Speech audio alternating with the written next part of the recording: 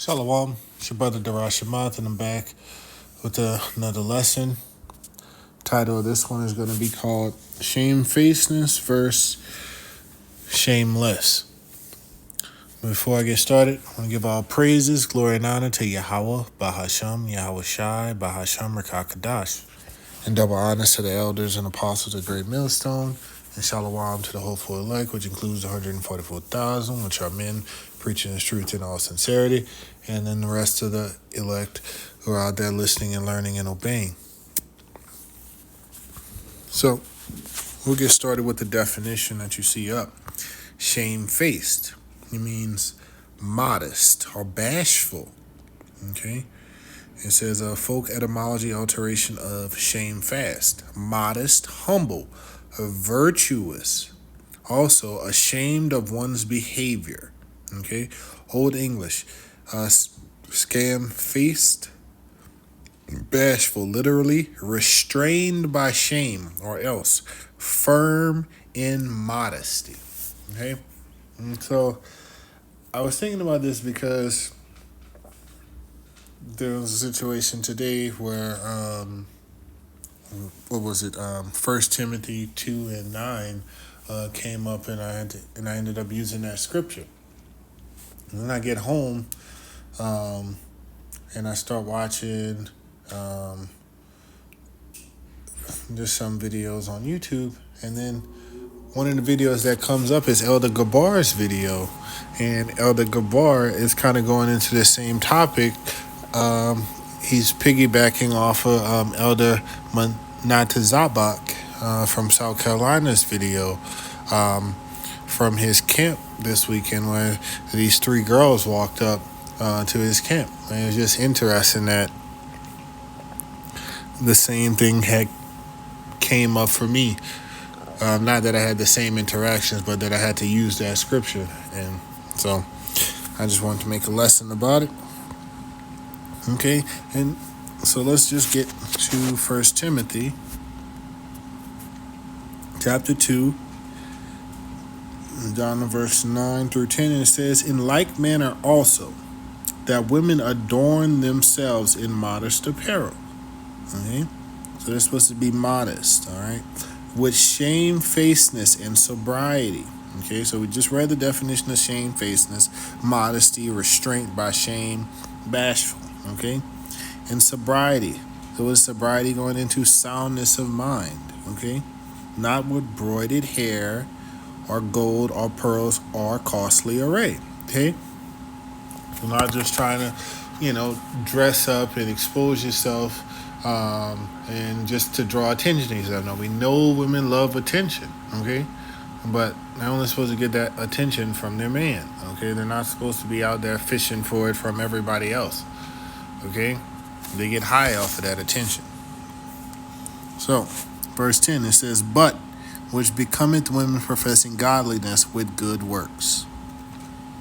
Okay, now let's look at the definition of shameless. That's shamefast. Let's go shameless. Shameless. Middle English, shameless, from Old English, scamless. Lacking a sense of decency, impudent, bold, immodest. Okay? So, you don't want to be shameless as a woman. You want to be shamefaced. Because they're opposites, okay? Shameless is the vibration that Esau Edom has put out, and that's what most of the women, especially in Babylon the Great, follow. They are shameless, okay? They lack a sense of decency. They don't understand that they should cover up. They think that it's okay, but it's not. That's not becoming of a woman professing godliness. So, let's go to the book of Sirach, chapter 26, down to verse 10. And it says, "If thy daughter be shameless," so if your daughter lacks a sense of decency, she's bold, she's immodest, keep her in straightly. Okay? So you got to be on top of her, because she gonna go off. Okay? Lest she abuse herself. And you can imagine what he means by abuse herself. Through much liberty. Okay? So you got to keep her in straight league. You can't give her liberty. You can't give her much liberty, or she gonna abuse herself. Okay? And then you gonna be put to shame because of what your daughter done did. Okay? And you see what Esau Edom did. He took the man out the home. Okay? He done trained up the women to be shameless, and they trained up their daughters to be shameless. And now society has gone to the point where you can't even tell somebody you're shameless. Even using other words or telling them this is not appropriate. Then you're misogynist. You're all of these things. All because you're just telling them the truth. This is what the word says. Whether you like it or not. It still say it. You ain't gotta like it. It's there. Alright. Let's go down to verse 25. And it says, a shameless woman. A shameless woman. A woman who lacks a sense of decency. A bold or immodest woman shall be counted as a dog. Now we all know what a female dog is. Yes, that's right there in the scriptures. But she that is shamefast will fear the Lord, or fear Yahweh. Shamefast is the same thing as shamefaced. Okay? Modest, bashful, restrained by shame. That is how a woman is supposed to carry herself. Okay? But these shameless women, when they get called the B words, it's appropriate according to the scripture. And that is what they are. According to the scriptures. Because they are being shameless women. Immodest. Now, let's jump up to Ecclesiasticus. Chapter 42. And verse 11. Well, we could go to verse 9 and read down. So the father waketh for the daughter, when no man knoweth, and the care of her taketh away sleep. When she is young, lest she pass away the flower of her age. Okay? And being married, lest she should be hated. Okay? Talking about her virginity. Okay?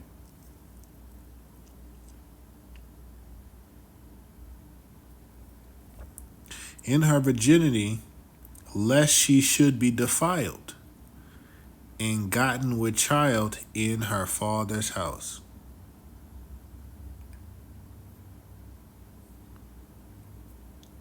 Having an husband, lest she should misbehave herself, and when she is married, lest she should be barren. Okay?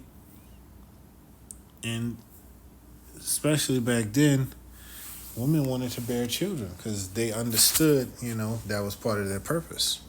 They really did. And they wanted to, further that man's legacy. You could see what happened with Jacob, with his wives. They really wanted him to have kids and to, forward his legacy. So they was giving him their handmaids. Verse 11, say, keep a sure watch over a shameless daughter, lest she make thee a laughing stock to thine enemies. Okay? So that shameless daughter can also bring shame to her family, her father. Okay? And a byword in the city and a reproach among the people, and make thee ashamed before the multitude. Now you see this happen all the time these days. And it's just sad. And it's so easy because of the internet.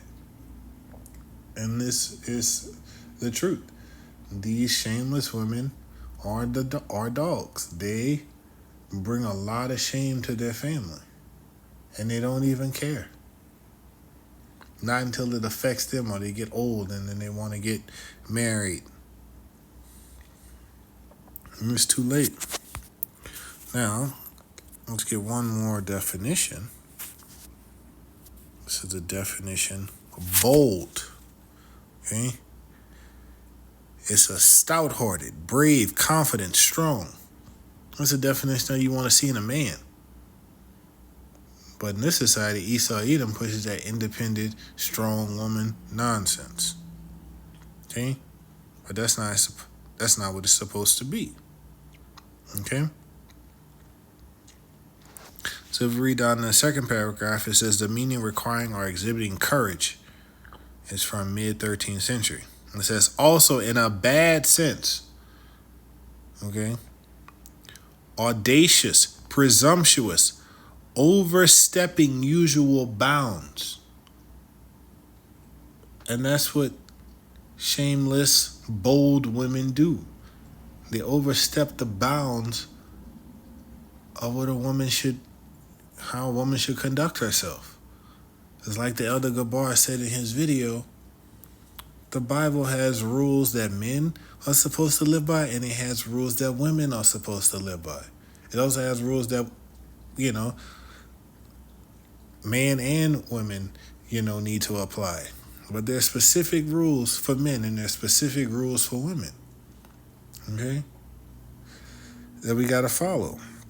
And these women are overstepping their bounds. Even though it was prophesied that they was going to do this.